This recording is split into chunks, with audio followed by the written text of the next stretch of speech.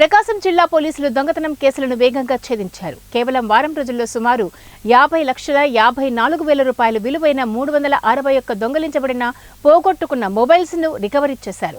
Cell phone చోరీలకు పాల్పడిన వ్యక్తులను arrest చేశారు. సెల్ ఫోన్ దొంగతనాలకు పాల్పడే ప్రొఫెషనల్ గ్యాంగులను మరియు రిసీవర్లను పట్టుకోవడానికి ప్రకాశం జిల్లా ఎస్పీ గరుడ్ సుమిత్ సునీల్ ఆధ్వర్యంలో ప్రత్యేక డ్రైవ్ నిర్వహించి 8 ప్రత్యేక బృందాలను నియమించారు. ఈ బృందాలు విశేష ప్రయత్నాలు చేసి తక్కువ వ్యవధిలో 361 దొంగలించబడిన మొబైల్స్ ను గుర్తించారు. 2 మొబైల్ దొంగతనాల నేరస్తులను మరియు వాటిని కొనే 5 మొబైల్ షాప్ యజమానులను అరెస్టు చేశారు. సాంకేతికత మరియు ఇతర ఆధారాలను ఉపయోగించి దొంగలించబడిన మొబైళ్లను సేకరించడం జరిగింది.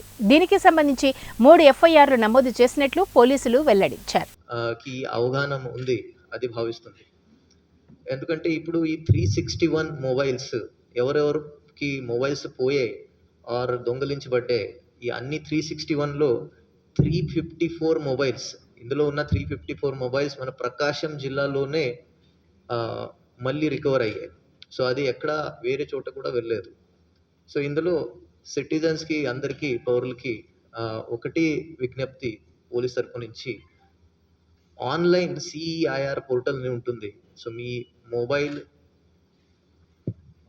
స్టోలన్ అయితే కానీ కనపడకపోతే, మిస్సింగ్ అయితే ఇమీడియట్గా లోకల్ పోలీస్కి మీరు కంప్లైంట్ ఇస్తే అట్ ద సేమ్ టైం అదే కంప్లైంట్ మీరు సిఈఐఆర్ పోర్టల్లో అప్లోడ్ చేసి ఆ కంప్లైంట్తో ఆ పోర్టల్లో మీ ఆధార్ కార్డ్ డీటెయిల్స్, మీ ఒరిజినల్ సిమ్ నంబర్ మీద ఓటీపీ రావడం, దానికి డూప్లికేట్ సిమ్ తీసుకోవడం జరగాలి.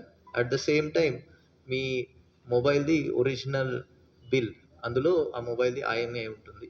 ఇది మీరు అప్లోడ్ చేస్తే ఖచ్చితంగా ఆ మొబైల్ సిఈఐఆర్ పోర్టల్లో బ్లాక్ లిస్ట్ అవుతుంది. బ్లాక్ లిస్ట్ అవ్వడం వల్ల ఈ మొబైల్ దొంగలించిన మిస్సింగ్ అయినా వేరే పర్సన్ వాడడానికి వీల్లేదు.